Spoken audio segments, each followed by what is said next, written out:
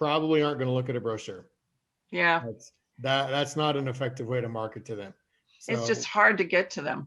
yes. So any completely recommendations agree. that you have would be appreciated. Hey, Wally. Wally's here. Hi.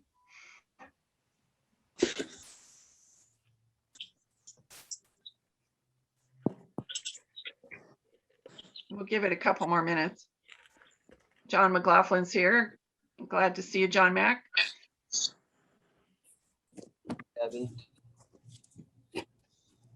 All right.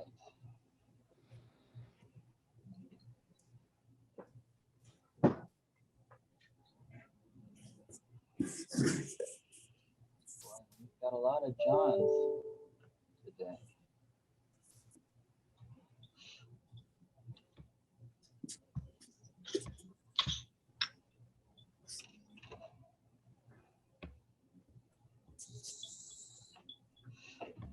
Take my bracelet off, my mask bracelet. I'm gonna start mass producing bracelet masks. Good idea. Then you could say you're wearing your mask.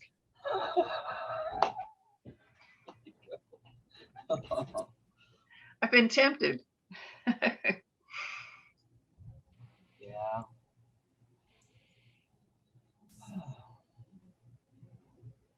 Uh-oh, Debbie's having a tough time connecting, huh? I think she's at a doctor's office. I don't know if she's in her car on the way home or what.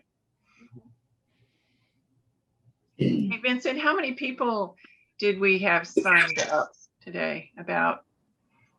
Last time I checked, registrations were at 40. Okay. There's some more people coming on.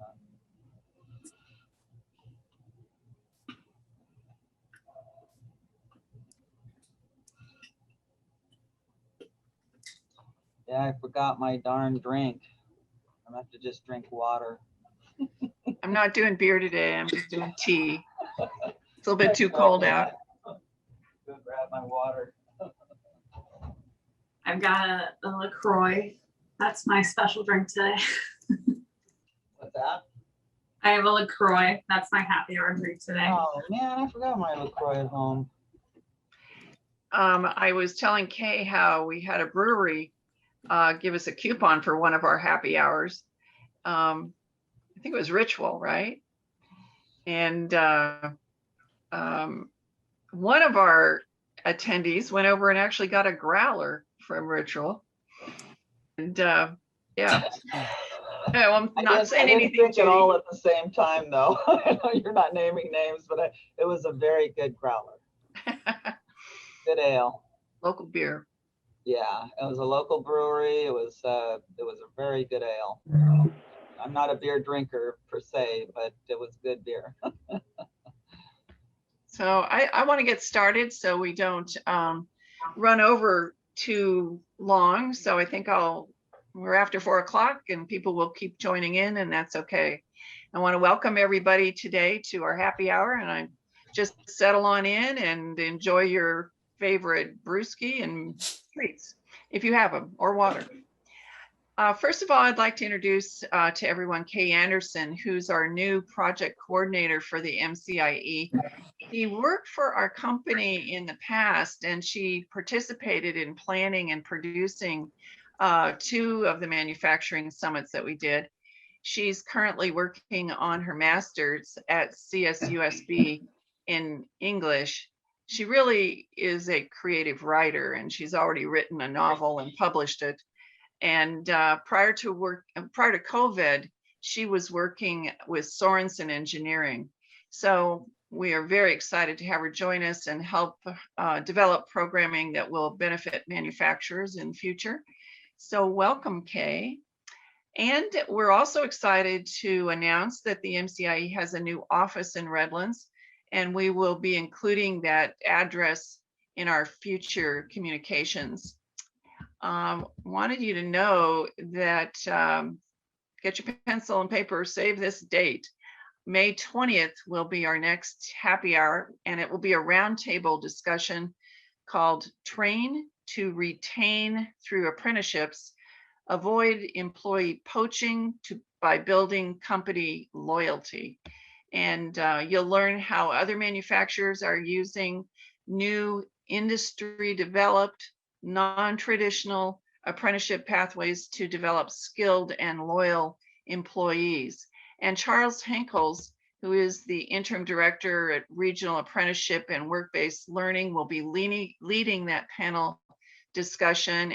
Steve Terrell, maintenance manager at Mitsubishi Sabet, will also be part of that discussion. And we're going to include a couple of manufacturers who currently have apprenticeship programs so that you'll be able to ask questions, see how it benefited them, and really get a good understanding of how to get started if you're interested.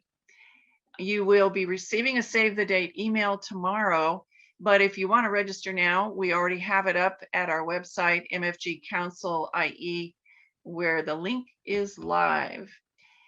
Today we are recording this program. The video will be available Monday afternoon at our website under About Videos.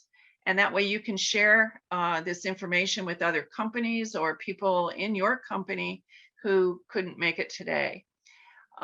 Today we have a featured manufacturer of the month, and that is Microdyne Plastics in Colton.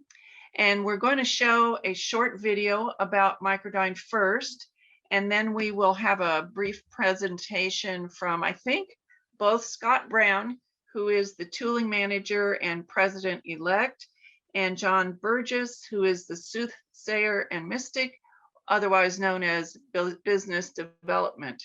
So thank you for agreeing to do this, Microdyne. And Vincent, would you go ahead and roll that video?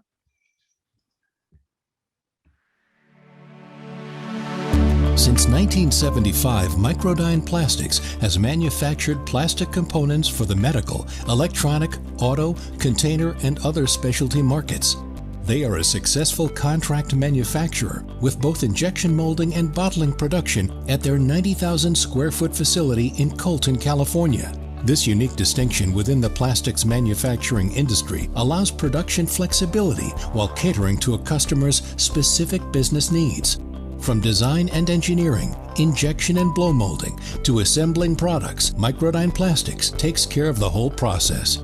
They have over 90 employees, and many have made careers at Microdyne, with several advancing within their departments and even into management positions. Regular training programs and cross-training employment opportunities are available. Varied jobs at the facility include operators, material handlers, machine technicians, quality control specialists, tool shop and mold makers, maintenance techs, warehouse and shipping employees, and administrative positions. Microdyne Plastics is a family-owned business that is always searching for people from different backgrounds and education who are looking for a promising career in manufacturing.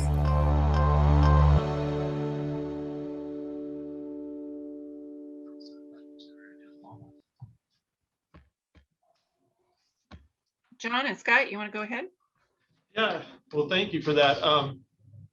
I guess for all of us that are now in manufacturing, this has been an exciting couple of months, and up to 18 months about what is going on, the challenges, doing business here in California. And a company like ours has been in a unique position. On one hand, we have seen our sales growth, back orders go up at about 300%. So we have more than enough business right now to kind of power us through. So that's been sort of the blessing out of the COVID era, that we have the right product mixes to, have those orders coming in.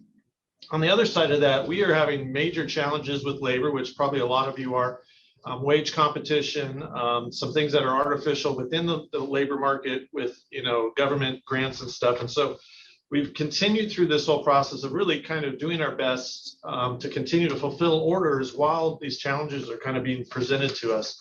And so it's made for an exciting time every time we come to work, that we never know what's going to happen tomorrow.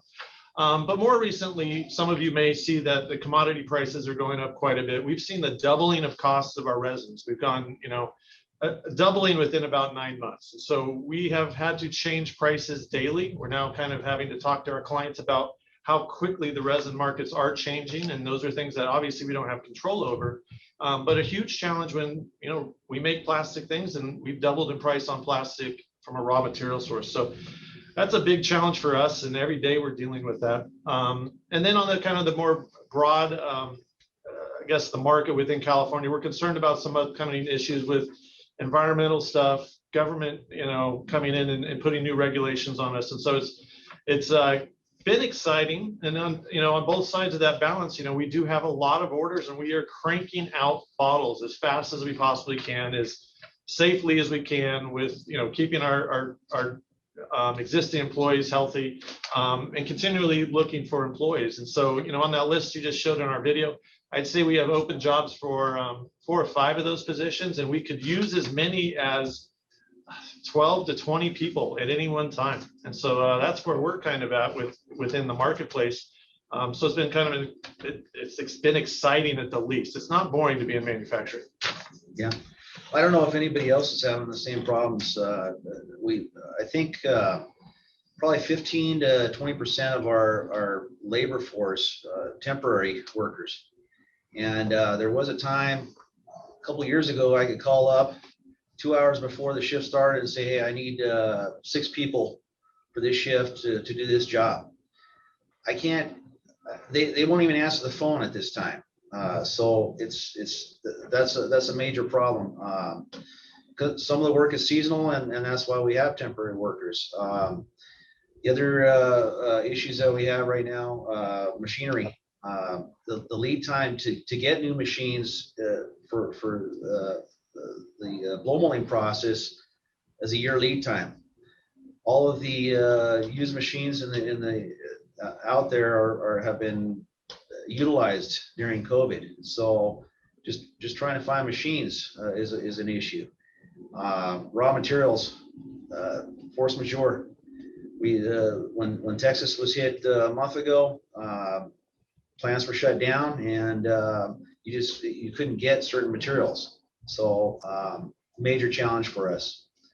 Some of the others that and across the board, I mean, we're looking at inflated prices on our commodities, our boxes, our bags, things like that. Luckily enough, we haven't had customers leaving us as we've increased the price to them. And so it's been a strong market on our distributors and our vendors, which it's been a blessing that we've been able to kind of ride this wave. We're hoping it ends and that we kind of come down to normalcy again, so that we can kind of regulate what our business model is. That said, we've also have our injection side of the business, which is growing, and that's been nice. And injection is a longer sales process, and the mold costs are higher, but that has been growing. So it's been nice to keep that as another place for us to continue to make revenues. So John, Scott, and Judy, I know it's brief, but thank you so much for sharing some of your challenges. And maybe some of those that are listening will have some solutions for you. And we want to thank you for all your support for the MCIE in the past. If any of you in the audience know of a manufacturer in San Bernardino or Riverside counties who would like to be our featured manufacturer of the month, please let me know. We will come and do filming at your facility for no cost. So today, It's a pretty easy process. I was concerned, but thank you. It was a fairly easy process. And I also wanted to insert that we will eventually have not just a virtual tour, but a possible tour when things are fully opened. Molly and I have discussed that, as well as John. So future. we're looking forward to that, Judy. Thank you. We used to do a lot of plant tours, and I hope we can get back to that. So now the main event, Cyberattack, not if, but when. John McLaughlin, the founder and the CEO of GuardSight, spoke on the importance of cybersecurity for manufacturers back at our 2017 Manufacturing Summit. And we are delighted to have him back. I think he was bringing with him Justin Fisher, who is also a cybersecurity analyst with GuardSight, and they will answer your questions near the end of their presentation. So thanks, John, for coming today, and I'm going to turn it over to you. Yeah, all right, cool. Thanks everybody for showing up. So, yep, my name is John McLaughlin. I'm the CEO of a company called GuardSight. I met the Burgesses back when we were, just in maybe midstream, and they invited us to talk, and they did some work for us. And then it was great to hear from you, Molly, a couple of weeks ago. And he said, "Hey, how'd you like to come do a quick talk?" And yeah, absolutely. So I appreciate everybody showing up. And today, what I'm going to talk to you about is basically after companies get hacked or get attacked, like how to move. And so we do a lot of these for customers, new customers, existing customers, and we call them tabletop exercises or TTX. And so I'm going to bring up a deck that you can get off of our GitHub. If you're not familiar with that, we'll put that up on the screen for you at some point. So these are open source things that you can get. Okay, fantastic. What I'm going to do is just share my entire screen. That way we can get to some of the other stuff that we want to see, I think. We'll start with this guy. And then we will go from there. Okay, so that's our company name. We were actually a California company. We moved to Southern Utah, which is a haven for manufacturers, and we have several manufacturers in our portfolio of customers. Just real quick on what we do, GuardSight is a tactical cybersecurity company, meaning we're the folks that deal with the enemy on a day-to-day basis. We're the tip of the spear company. In cyber, there's many domains. Governance, risk, and compliance are an example of that. Policymakers and people who handle legislation in cyber, that kind of stuff. And then there are those teams like ours that actually make contact with the enemy and deal with them. And so cyber, of course, is mainstream here. I think everybody is familiar with cyber and across attacks, especially in manufacturing recently. Probably the SolarWinds attack probably popped up on the manufacturer space in terms of supply chain. And that's a big issue in cyber, by the way, is supply chain. And it's not just your assets, it's the people that connect to you and other assets that come to you. And some of the attacks result in business disruption.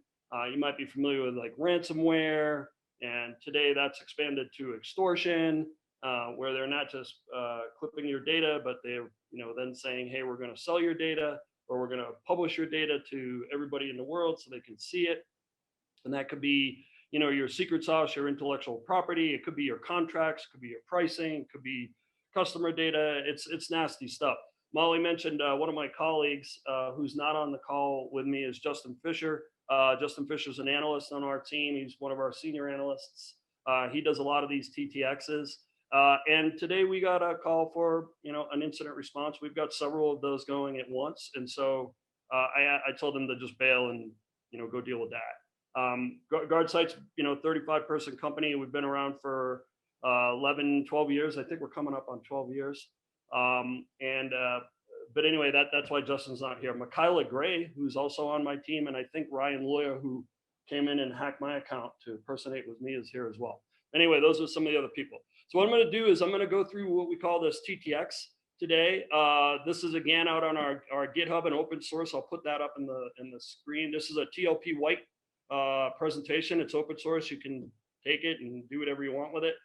We like to see companies, especially for the manufacturers that are on the call. You can feel free to give this to your IT teams, your security teams, and of course you can always call us to help you out. And so this is typically a 3-hour presentation-ish. We're going to, of course, cram this in and go through some of the highlights of this.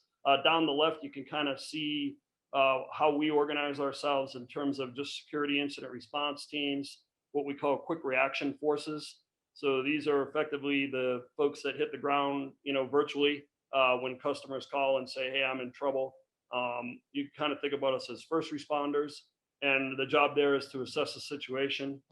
This is a TTX, and there's some of our information. Again, this presentation is publicly available, so you don't necessarily need to keep it, and the folks at MCIE have it, and they can provide it for you if you want it. So just in terms of objectives, when we meet with customers and what we talk about this is designed to ensure incident response mission readiness. So you could go get trained on how to reverse engineer malware or how to, issue a particular, e-combat course of action to deal with a threat actor.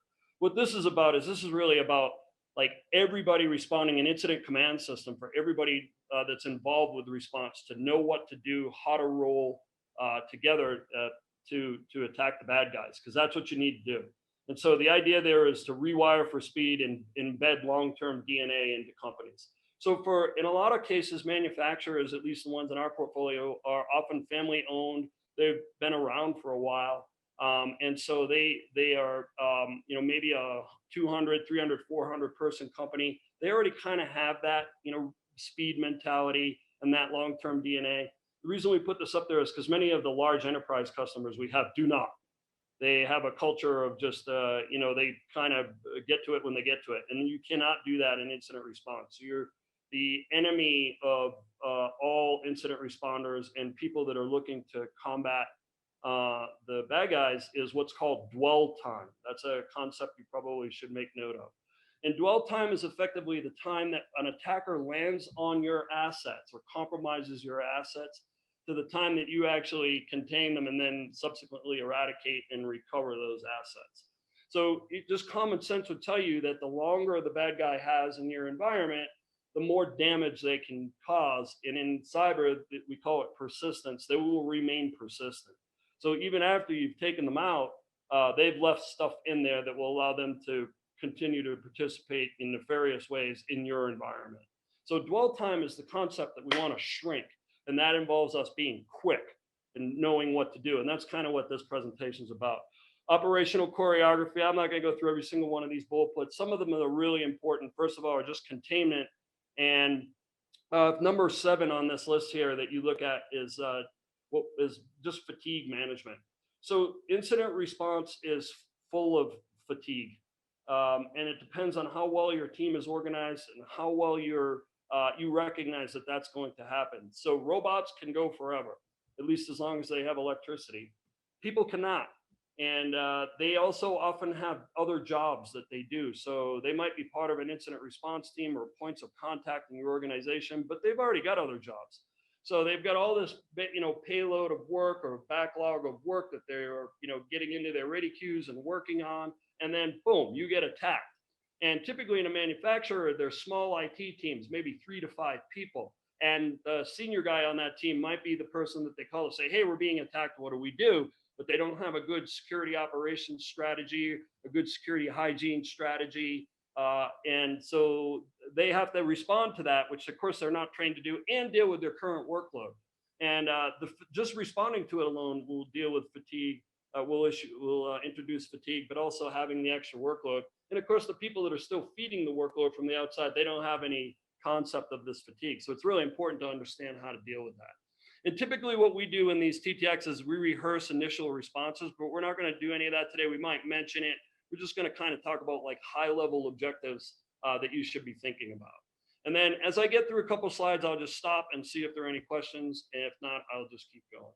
So typically this is what this looks like. So when companies hire us to come in and give them TTXs, whether they're existing companies or new customers that say, hey, we just want you to come in and help tune up our teams to get them ready for us. This is kind of what that looks like, where we can come in. They're typically, between 3 and between a 4-hour and 8-hour day, effectively. It just depends on the scope and what we want to do. But this is typically what it looks like, and we try to keep it to there.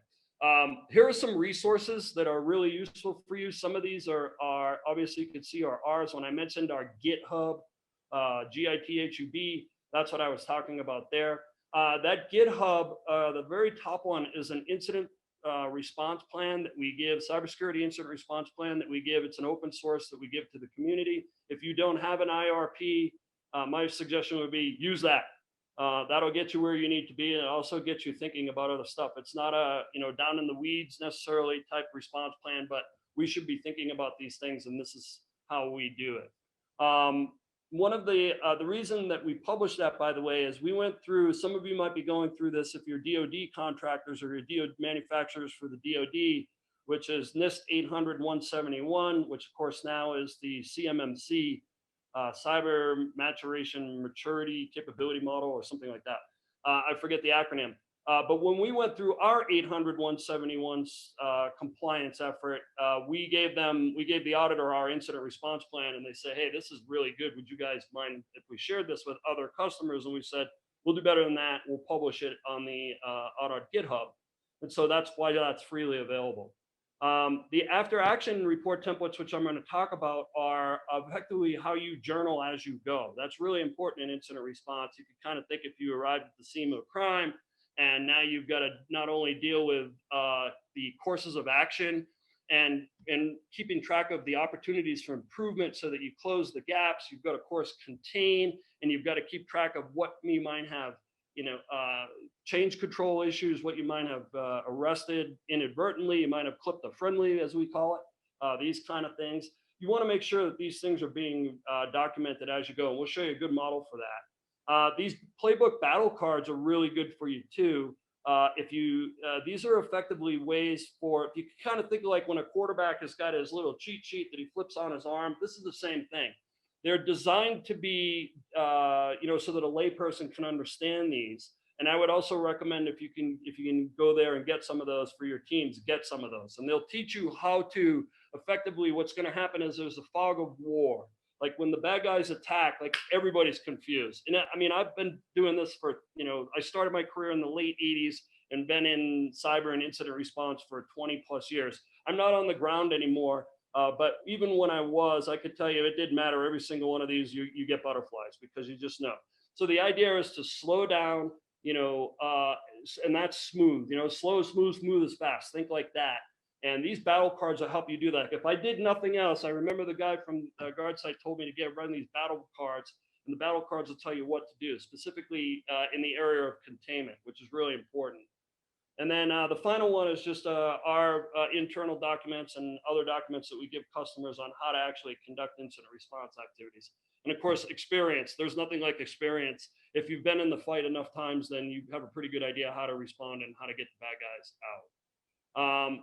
These guarding resources, or the second page of this, is we're going to talk about a model that we call, which is the Pickerel model. And you can see it here on the right, PICERL. That's a really easy model to remember. And it stands for preparation, identification, containment, eradication, recovery. And the old schoolers call it lessons learned. I guess that's because Pickerel doesn't work too well. We call it opportunities for improvement. I kind of think about that grade school. You're going to learn your lesson. Opportunities for improvement is more of a forward-thinking mentality for us.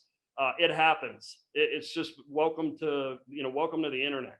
And so the idea there is not necessarily lessons learned for us, but how do we actually improve ourselves? How do we get that continuous, operational excellence that we're looking for?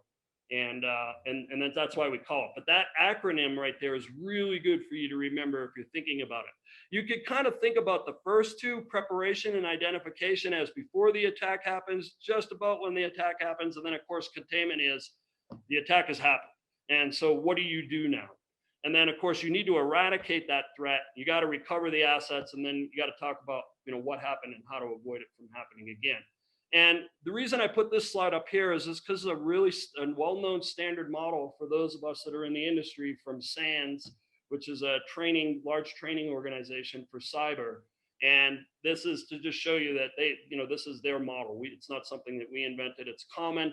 And the reason we like to use common and standard models is because even in the beginning, when John Burgess was talking about labor shortages, it's the same thing in cyber. And so if you're using any like special double secret probation methodology that you've built, then of course, when you bring people on your team, then that's just going to take you that much longer to get them, trained up on that model. And this is a model that the industry knows. So that's why we use it. Plus it's easy to adapt, and it's endorsed by the industry. Okay, I'll stop there before I talk this and ask if there are any questions about those beginning or that segue into this presentation. Okay, cool. All right, so any type of attack that you're involved with, doesn't matter whether it's a cyber attack, it's an attack on your personal assets or your personal being, the number one job is to contain the threat. So when you do get attacked and the attack is successful and somebody's saying, I can't open any of my files, and they're saying, they call your IT department, everybody's freaking out. The first thing you got to think about is we got to contain this thing. We have to take the oxygen out of their tank. And that always has to be P1. That's mission number one, contain the threat. So remember that. So while everybody's sitting around theorizing about what's happening and the rest of this, you got to think about how do we contain the threat? Maybe containing the threat is like, break the internet connection. It could be anything. We'll talk about ways to contain the threat, but the most important thing is stop the progress. The bad guy keeps advancing on you. They're going to cause more damage. Think about that dwell time concept that I talked about.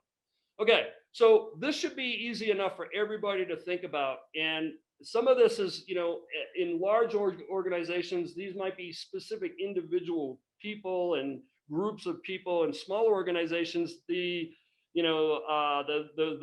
human resources compliance and business stakeholders might all be one person, or maybe two people, a person and a backup person. What I'm talking about on the left there. So, but the concept here is to think about this in terms of a model. And when you get into a fight, how people are going to move? So not everybody is going to be, involved with fighting the enemy. That just doesn't work that way. And so who's going to be involved with actually making contact with the enemy? And then who's going to be involved with talking to the insurance companies? And who's going to be involved with talking to the C-suite? And who's going to be involved with talking to the chief information security officer? Most manufacturers don't have one of those. They've got a CEO, a president, and then they've got a senior leader IT guy, and that's it. They don't have CISOs, depending on the size of the organization. And so, but that person is, that's where you would put the person in CISO.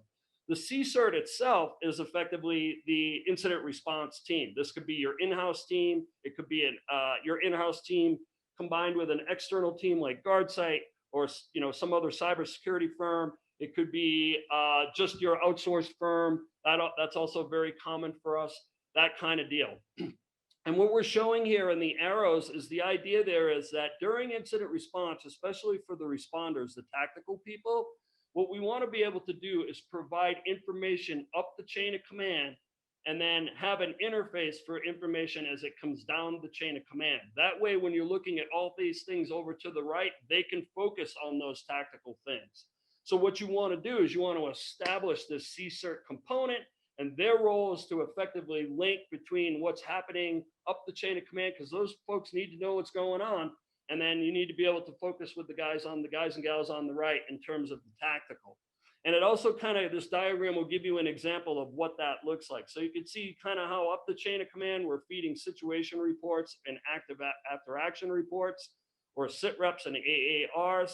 And down the chain of command, we're getting courses of action. So an example might be CISO says, what is your CEO may say, what is your recommendation for us, for a course of action right now for containment? And the CSIRT leadership, the incident commander would say, here is a course of action that we would recommend. The CISO may go run that by, might talk to some other business folks, may talk to some legal folks. Then they're going to come back down and say that course of action is approved, or here's another course of action we want you to run for whatever reason. And so that's why you want to establish that model. If you look to the right here where the tactical, where it says containment, eradication, and recovery, you can see that pickerel model back in there. And those are the things that the CSIRT teams are going to do. They're going to go find the enemy and terminate them. That's their job. And they're going to contain that threat. That's their number one job. You want to let them do their job. Get out of their way. Make sure they can get that contained threat. Make sure they've identified the enemy. Make sure they've identified the spread that the enemy's going through. By the way, when the enemy moves through the organization in cyber, we call that the kill chain. And there are effectively phases, abstract phases, if you will, of a cyber kill chain. And that's what the experienced tactical people are doing. They're evaluating that cyber kill chain and the way that works. And in this blue box right here is really important. This is what we call IT support. So in any engagement that like GuardSight gets involved there, typically if you're using hybrid security operations models. So that means you've got some folks on your team and then you're using an outsourced team to effectively augment or buttress your teams. Those SecOps teams like us, we don't own the assets. And typically security teams do not own the assets. So what they need is they need the asset owners, the IT support teams to be engaged because we may need them to do something. The simplest example of that might be implement a firewall block to a known threat actor location on the internet, because we don't want that, to get in or out. Ingress or egress is the term that we use. Well, the security team would have no way of knowing how to do that on that particular platform or have access to do that. And you don't want that. What you want is your IT teams to do that. So that's a really important component, because you want to make sure they're engaged. Now, you will notice that the CSIRT does have a direct line to the enemy here in containment. And the reason for that is because oftentimes in incident response, we will bring a weapon or hunter killer agents in with us, and we'll ask your IT teams to support your support teams to deploy those hunter killer agents. So you can kind of think about these as vicious robots that are friendly. They're on our side, and we're going to deploy them into the environment so that they can basically take out the enemy. And in those particular cases, we have control over those vicious hunter killers. They're our friends, and then we would control those, and we would then effectively take out the enemy. That's an example of why we say direct contact with the enemy on that. So it's really important to look at this model. Now, off to the left, there's a couple things you should be always thinking about in terms of your incident response plans and your incident, just your general, how you move throughout the organization during an attack. The first one is legal. Your legal team 100% needs to be involved all the time, from the time you engage with a company like ours. And by the way, just as a quick side note on that, if you are a manufacturer and you don't already have paper with a outsourced cybersecurity firm like GuardSight, or somebody that your insurance company says, we want you to use these guys, I'll talk about that in a second. You want to get that paper in place. Here's why. These are master service agreements. There might be no engagement agreements. We call them EAs, or statement of works. But a master service agreement is in place. And the reason that that's important, of course, is because there's language in there, and there's legal frameworks that both sides have to agree to.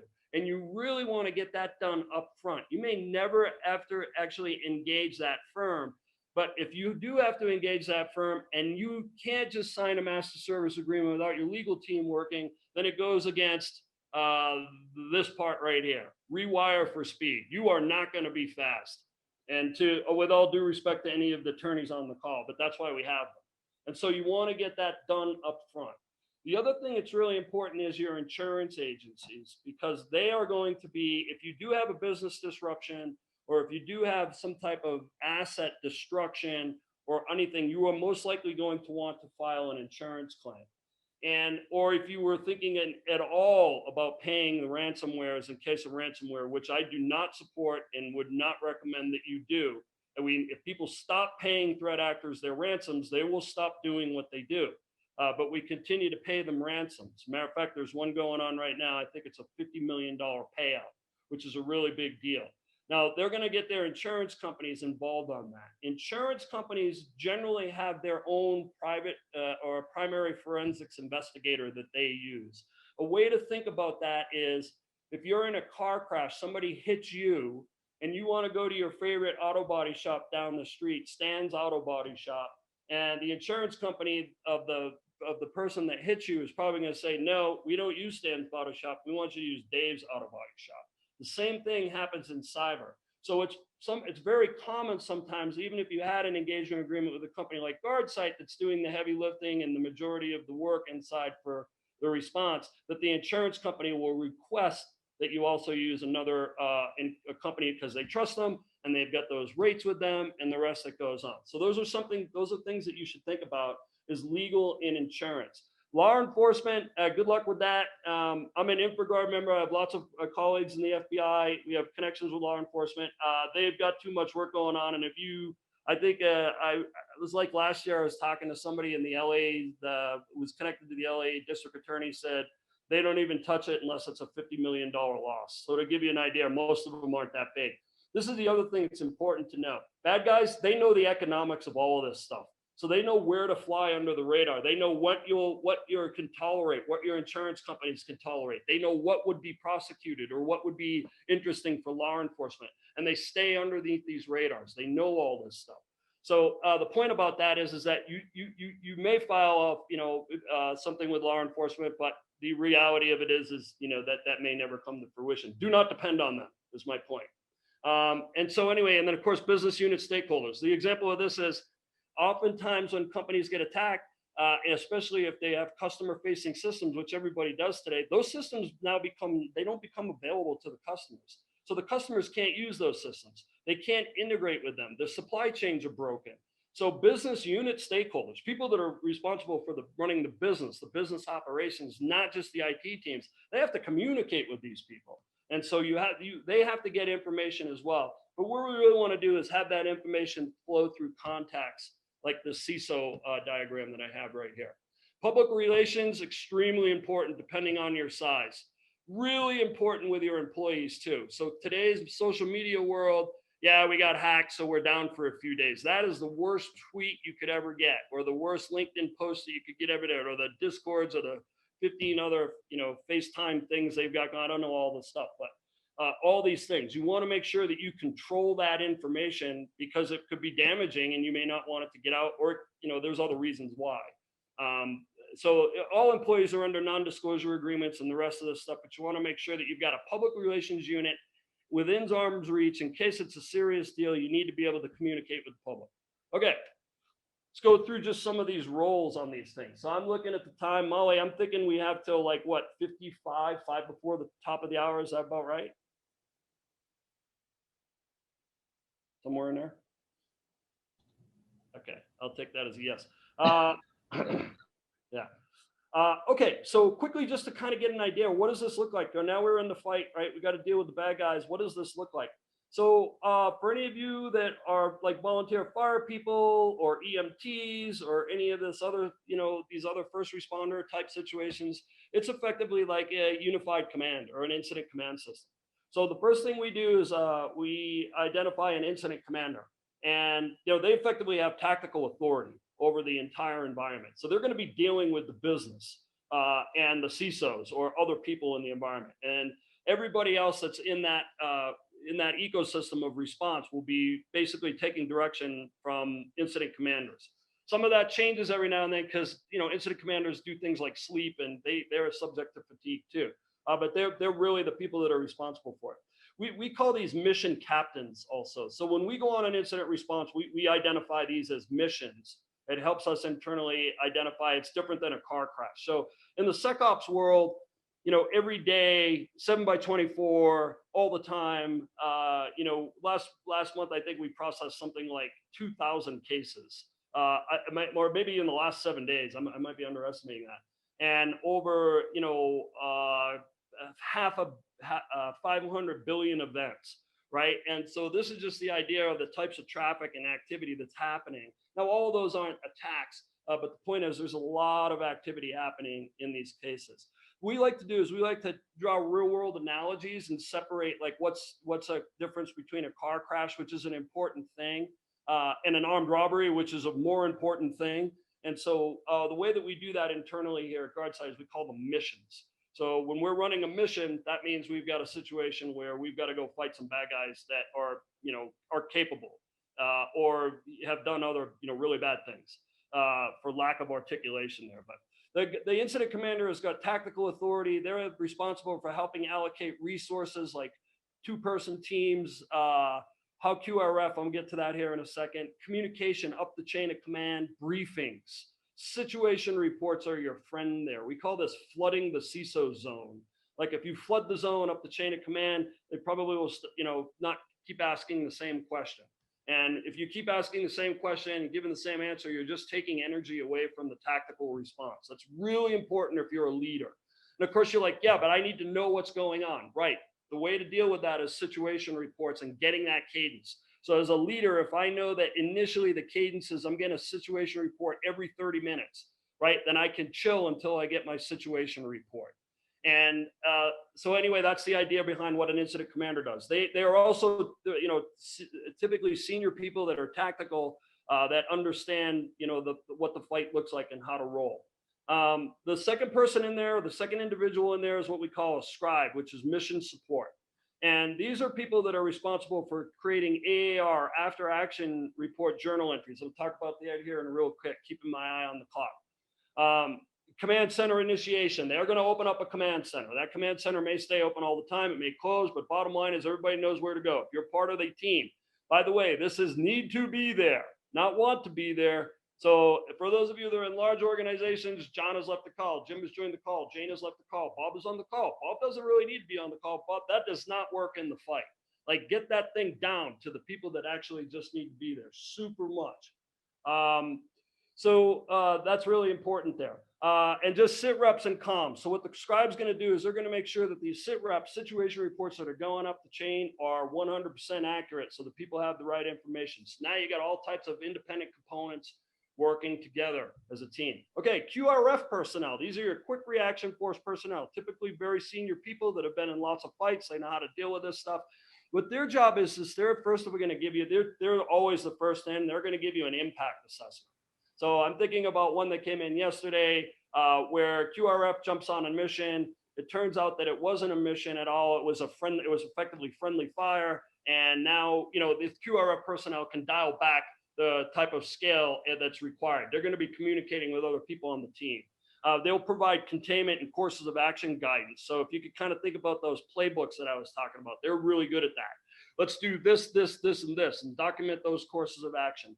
I mentioned the kill chain. That's one of the things that they're trained to do. They're trained to identify the phases of the kill chain. Where is this? Are they persistent? Have they exploited it? So sometimes they'll discover a vulnerability, the bad guys, and they may only get partial through the kill chain. And so the folks on QRF are skilled at identifying where they're at in that phase. That also helps us meet them at the next phase. So if you kind of think about this as a sequence of events happening in cyber, if we know where they're at and we can get in front of them when they get there, then we'll be ready for them and we could terminate them at that point and then work backwards to eradicate them. And then OFI suggestions, which of course are opportunities for improvement. And then I put VSOC and IT support. So in our system, our internal systems are internal folks that deal with this stuff 24/7. It's called the Virtual Security Operations Center. And IT support would be the companies, the IT teams that we deal with. And their job is to basically give you ground level feedback on the things that they've done, the courses of action that they may think we're going to do. The other thing that's really important here, you'll see flank observation. Watch the wire. So here's what happens often. You get this point of attack, depending on the size of your networks. Everybody flocks to the point of attack. Well, in cyber, there's two things that could be there. One, it could just be a false flag designed to get you in that direction. But more often, there's still attacks happening. So you can't just, everybody gravitates to one thing. You got people standing around. It looks like a union job. No disrespect to the unions, but people are just standing around doing nothing. And, over here where they should be doing something is you're being attacked and the bad guys are winning. So you want to make sure that you've got flank observation going on.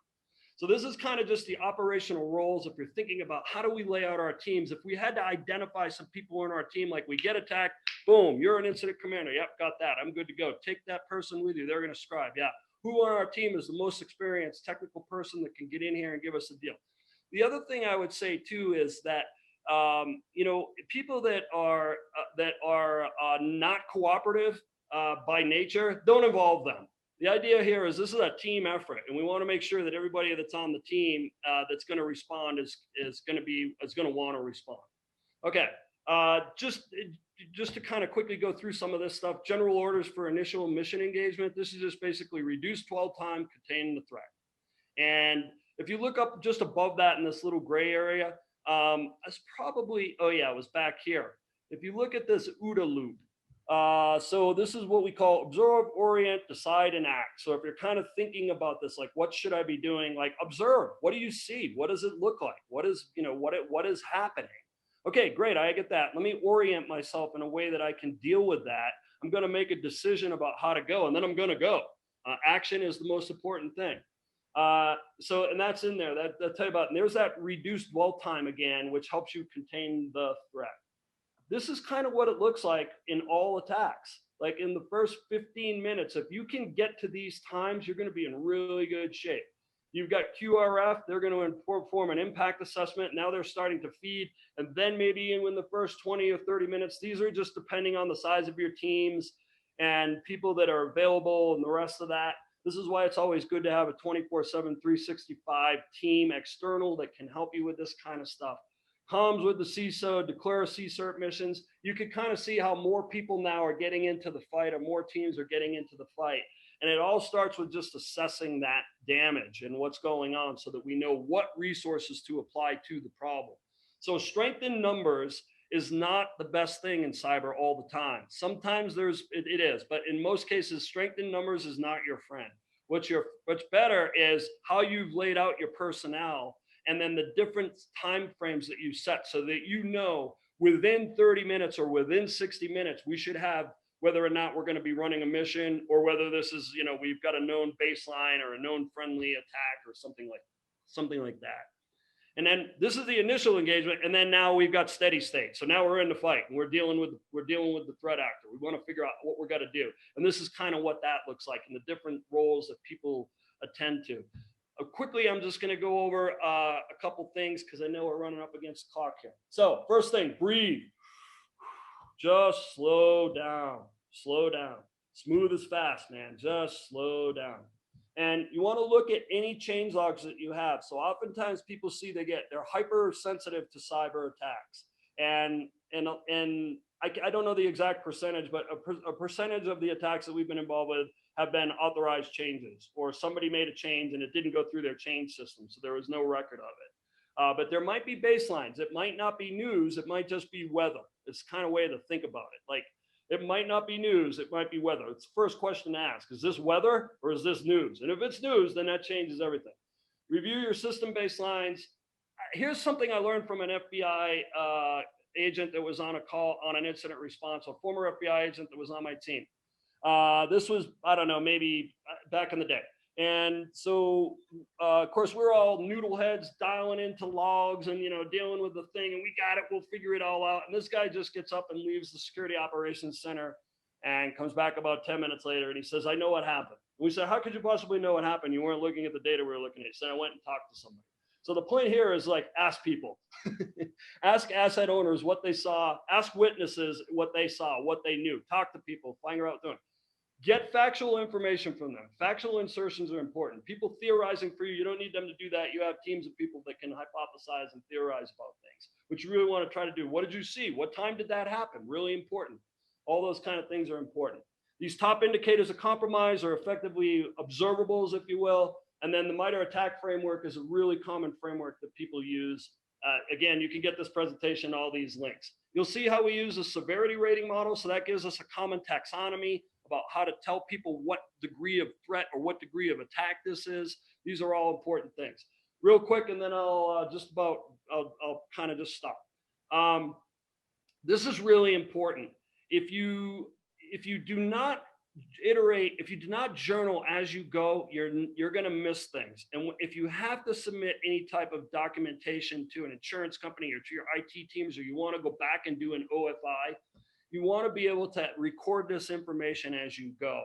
And this is an example of that. And we give, again, out at our GitHub, we share templates like this for people so that they can think about this. Oftentimes what happens in incident response is your incident responders come in and they do it, but they don't journal as they go. They write the report 2 weeks later. Okay, they've lost a lot of the nuanced information or the high fidelity information that would be useful for subsequent activities, specifically opportunities for improvement.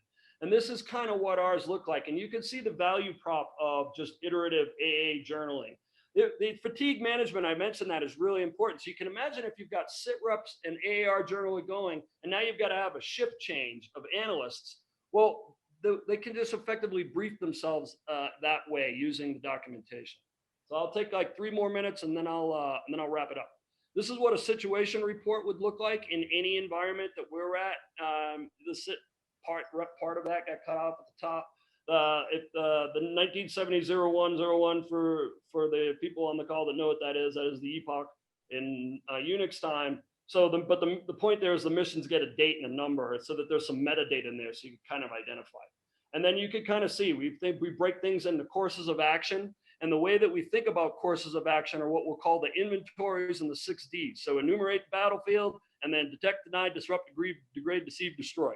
That's the way you could kind of think about it. So what are the things we want to do to detect further or subsequent attacks or as the bad guys moving? What are the things that we want to do to deny them oxygen? What would deny them access to, for them to accomplish their mission? How could we disrupt that if we can't deny it? Can we just degrade it? Do we have the ability to put in some deception technology in the fight to get them to take the bait so we can snare them? And then how do we actually destroy them to get them out? And so when you're writing out your courses of action, that's a really good way to think about it. Like, what should we be doing? And when you use those battle cards, or if you get through those battle cards that we presented, they have those in there. So anyway, there's more good stuff in here, I think, about various teams. Fatigue management is really important. Incident response is a highly dynamic ecosystem that often creates excess demand on human physiology, period. It's the way it works. And for people that have been in the incident response fight, they will tell you this, that is with 100% certainty.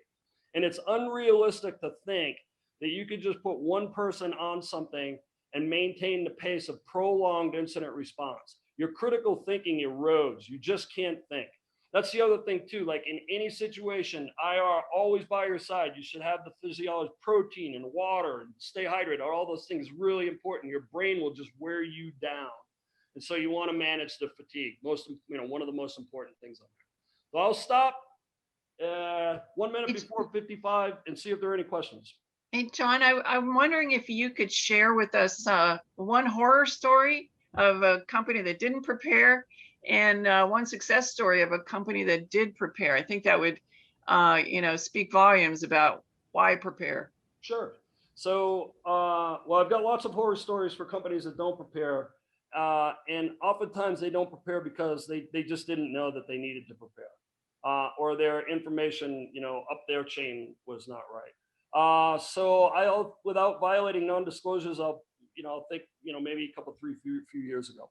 So one of the most common attacks today is ransomware. And so companies that are not prepared, their IT infrastructures are very porous. They're soft targets. And so bad guys are opportunists. And the time is not their friend. What they want to do is they want to get their job done and get it done quick. So they look for soft targets. And so in this particular case, this company was not only a soft target from the outside, but it was very much a soft target on the inside. The vectors that the bad guys used were phishing vectors. So of course, phishing is a way for bad guys to make you do things unwittingly by sending you emails. And everybody on the call probably knows what phishing is today, so I won't go into that. But you click a link and you end up somewhere in a bad neighborhood, and that provided additional access for the bad guys. And the bad guys actually landed when we were running incident response on it. Bad guys had landed 2 weeks before the actual event took place. And so, of course, you could guess what they were doing for, up to maybe 3 days before the actual attack took place, which is they were running reconnaissance. They were mapping the network. They were looking for devices. They were finding out what they could do, what they couldn't do. They were looking for response indicators that weren't there. So because this company was fully prepared, that's what happened. And this is there's probably 30 companies that fit this profile that I can think of, by the way, not just one particular company. So it's easy for me to think about it without violating non-disclosures in the abstract. And then once the bad guys were in there, after a couple of weeks, they effectively launched their attack, which included an exfiltration of data and included encryption of the data so that systems couldn't be used. It's a very common attack across many customers. You can read about it in the mainstream daily. And because they weren't prepared, the company was down for, probably a month, I think. Like, they couldn't conduct any business. So you could imagine not generating revenue for a month. Employees were, or a lot of employees work from home now, but back then, they just couldn't come to work. There was no way to get in. Badge readers didn't work. Everything didn't work. It was shut down. That's a horror story. It took them a long time to recover. People lose their jobs. Employees quit. It's really bad stuff. Here's something you should think about too. This is bizarre, and then I'll get on to companies that are prepared and how well they do. So last year, there was a guy out in Florida that attacked hacked some celebrity Twitter accounts because they weren't using multi-factor authentication, and logged in and did a bunch of celebrity, nonsense type stuff. Well, celebrities have wealth and they've got friends in high places, and that bad guy was arrested and he's already gone through the justice system. This is in less than a year, which is amazing, and just got 7 years. He was out of Florida. Okay, you could be in Bulgaria, not picking on Bulgaria. Let's just call it some, country in, the Eastern Bloc. If that, I don't know if that still exists, but anyway, out there.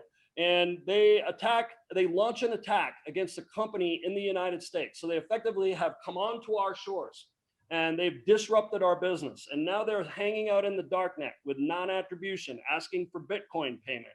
There's no way to find these guys or get these guys. There is no prison sentence. There is nothing. So you could kind of think about that. Nobody's coming to help you. You've got to help yourself. You've got to get prepared for this. If you did it from Florida and you knew some friends in high places, maybe you'd be okay. But you could be from the outside our US. In any other context, in any type of kinetic engagement, that would be really bad for those people in the Eastern Bloc because they would be met with, the full force and might of the US military. But in cyber, it doesn't work that way.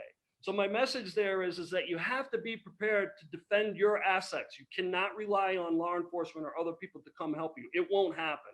Okay, so that was an example of a company that was not well prepared. Companies that are well prepared I can give you lots of examples of those because we have them in our portfolio. They get attacked too, by the way, and they do have incidents, but their dwell time is reduced. That's really important. They've got response teams helping them. Companies that do a good job with their hygiene. The NIST 800-171, the requirement for the DoD for unclassified or it's CUA, I forget the acronym. For those companies that are complying with that, the DoD put this in. It's a really good framework. The NIST cybersecurity framework is a really good framework. These are frameworks like where you're going to practice some reasonable due care for cyber hygiene and be able to do the things. These companies survive attacks. The attacks still happen, and they're often successful. And it's because we have manufacturers, software developers and manufacturers that either had vulnerabilities in their code or that the IT people misconfigured these things. This is going to happen from today till all of us are well gone. It's just going to continue to happen. Somebody mentioned the robots are coming. Are you prepared? They're already here. And a lot of these attacks are robot on robot. And what they find are vulnerabilities. However, if you have teams of people and you have the right weaponry in place, you are far more likely to survive those attacks, and it will cost you less than if otherwise. And that happens every single day in our portfolio and for all the companies that use companies like ours to effectively create resistance. And one more thing, I keep mentioning the reasonable standard of cybersecurity or reasonable due care. For attorneys on the call, they'll know exactly what I'm talking about with the CCPA, which is California's almost equivalent of the GDPR. These are good things. There might be some overregulation in there, but what it's saying is you can no longer just, you have to have an affirmative defense. And you have to do these things to have that defense, because what the CCPA did, which is really important that all companies should know, it might not apply so much to manufacturers as it does to maybe SaaS companies, but it gave the consumer the right of private action. And that didn't exist before the CCPA for cyber. So it's really important that you demonstrate that you're conducting a standard of reasonable cybersecurity. And one of the ways that you can do that is to hire companies, professionals. Don't go at it alone. If you've got enough, cabbage in your environment, you can hire, 50 people to do it. Great. Congratulations. If you don't, you really need to hire it. And a way to think about that is you might have in-house general counsel, but there's no doubt that you also have external firms that are dealing with specific things like litigation and other things. You might have internal CFOs, but there is no doubt that you have an external CPA firm that's dealing with tax and other things. Cyber is in that same realm. So hopefully that answered the question and beyond, Molly. Okay, thank you. Let's wait a few minutes and see if we have additional questions coming. So people make sure you unmute to be able to ask the question. John, the size of our company, it's, there's no ivory towers here, so to speak. And how do you get a team together sort of, with a smaller company? You don't have that luxury perhaps of the larger companies. What do you suggest? Maybe just the discussion first with your company, Yeah.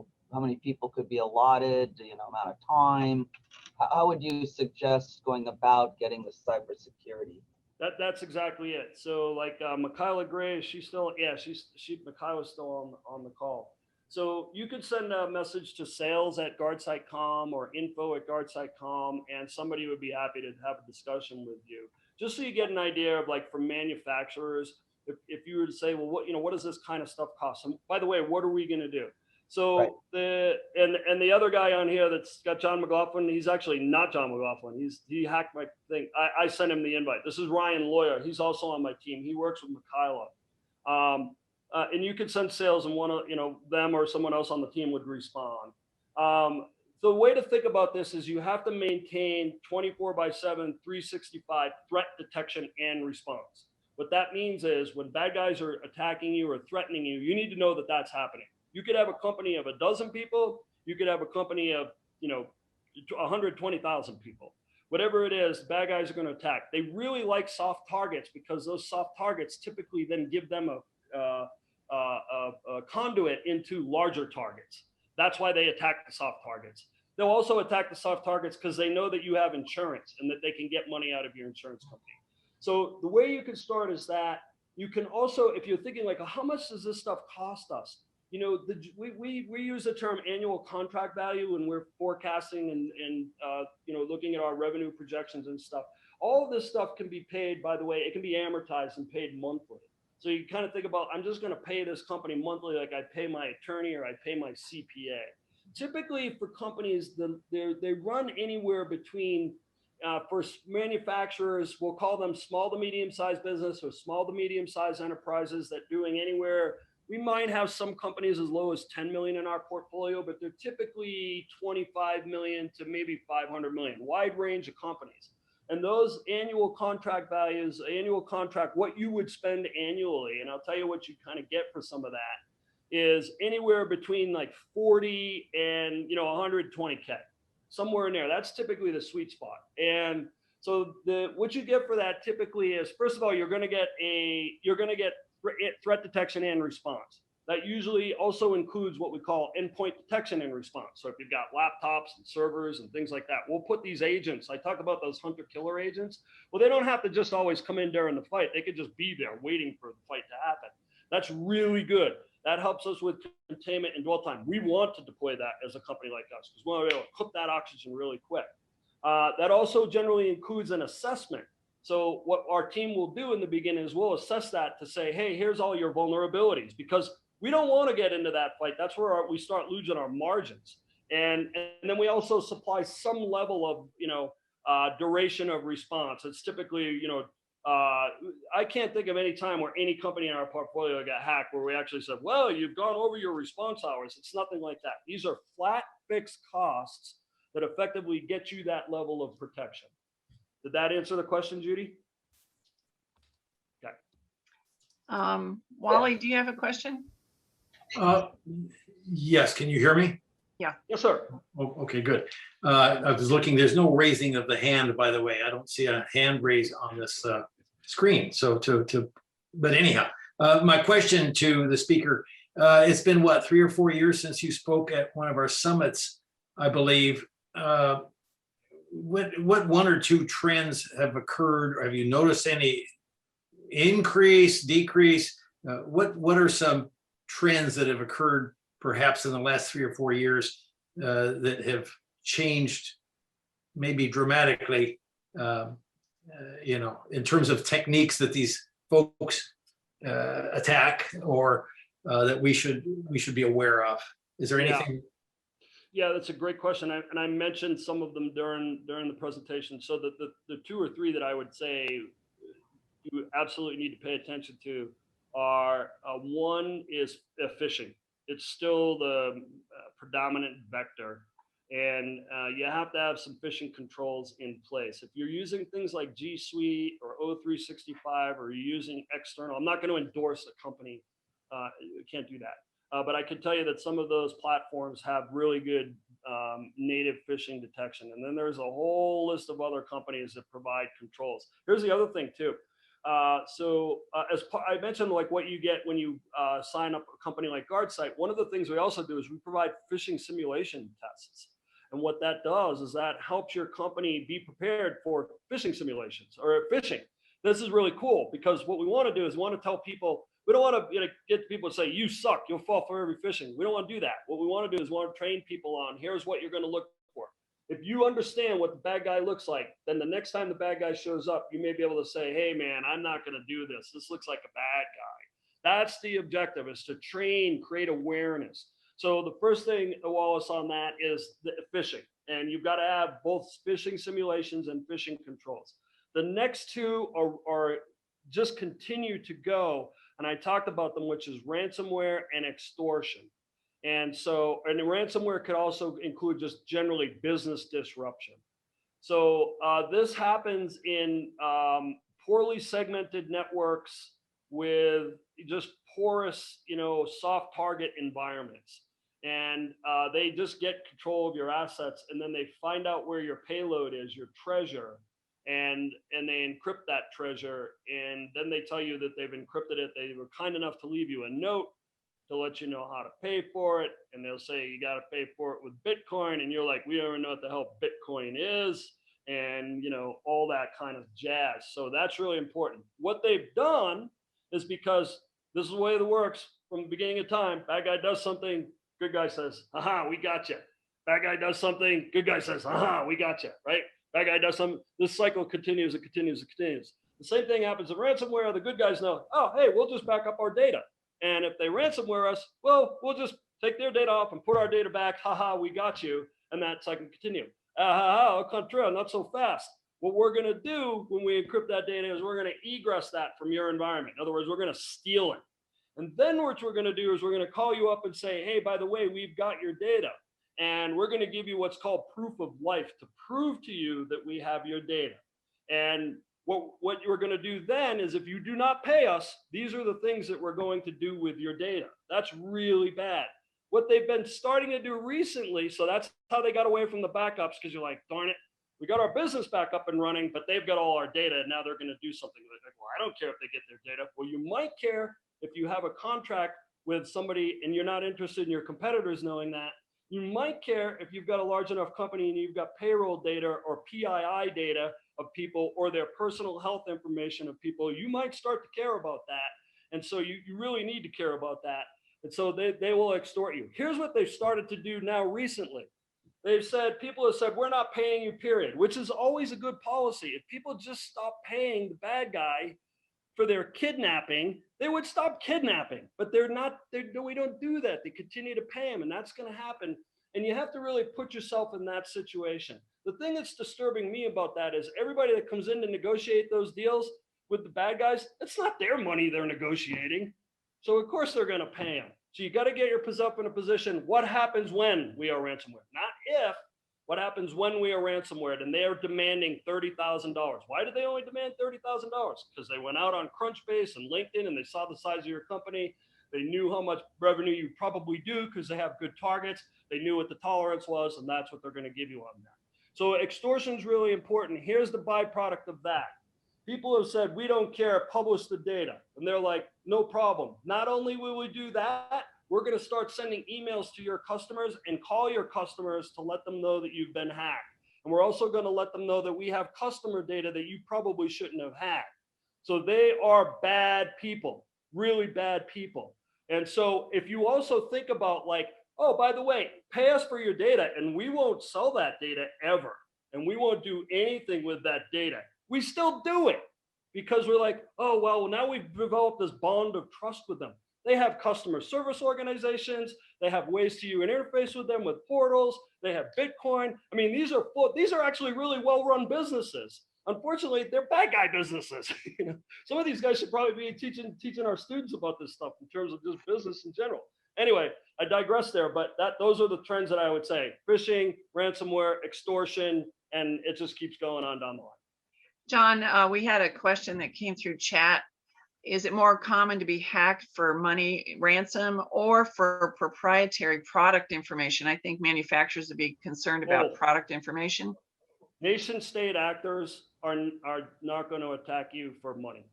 They got plenty of that. Nation state actors, and we know who the major nation state actors that are attacking us are. And when I say attacking U.S. businesses. And this is one of the reasons the DoD put in what they did. You might be a company that makes a part for a military aircraft. Military aircraft has lots of parts, lots of things. The DoD wants to make sure that your cyber is protected, because what they don't want is they don't want that part in their aircraft to have been hacked by a nation state that has changed that part or has done something to make the part defective. It's not only to make the part defective, of course, man, has everybody seen like some of the nation states aircraft and weaponry? It looks a lot like ours. And so the question is, where did they get that data? They stole it from manufacturers. I think the FBI said last year we had like $4 billion worth of intellectual property lifted from our manufacturers. It's not just about military aircraft. It's about how do we build better systems to compete with our competitors, which is redundant, in terms of what they do in the US. Why are they so efficient? How do they make cars so fast? How do they do this with their robots? How do they make so much money? How do they increase their profit margins? I don't know. Don't get a job there. Let's just steal their stuff. Maybe get the job there and steal their stuff. A lot of you have probably seen that in the news too. They just get a job. Like there's no reason to hack you. I'll just get a job there and I'll steal your stuff. And so that's the difference between the two. Criminal organizations, they've discovered that, you know, it's a lot. This white collar crime, is, if that's what we're still calling it, is really effective and efficient. And they're not going to get us. They do end up getting some guys. They just get the guy for Fin7. He just got 10 years in prison. But there's not enough of that. And it's only the big, really big targets that they go after. But these criminal organizations, and they're not just in, Eastern Europe, right? And they're in South America. Some of them are here in the US. Some of them are in Africa. I mean, they're all over the place. And if you think about it, especially if you don't have opportunity like you have in the US, and you're in one of these countries, and the opportunity is to hack companies in the US, and then, ransomware there and do that, you're just an employee for this criminal organization. And so you do it. But that pays you, and that allows you to feed your family. These kind of things. So it's sustenance. It's not just like they woke up and they were really bad people. They woke up and they were hungry. So they needed to do something about it. And it's those kind of things. So those are probably the two differentiators there, is one organization, one group of threat actors. There's lots of threat actors, lots of groups of threat actors. One group of threat actors is really interested in secret sauce for multiple motives. And then another group of actors is just interested in making some cash. And so those are the two.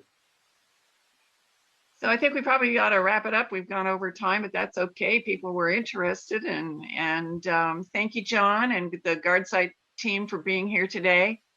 Lots of great information, and particularly about why we should plan ahead so we can react quickly. Thanks, John. And we also want to thank CMTC for its partnership and support. Remember to save the date for May 20th for Train to Retain through apprenticeships. Anybody wants to get in touch with John, I do have information if you didn't copy down everything that he had up on his screens.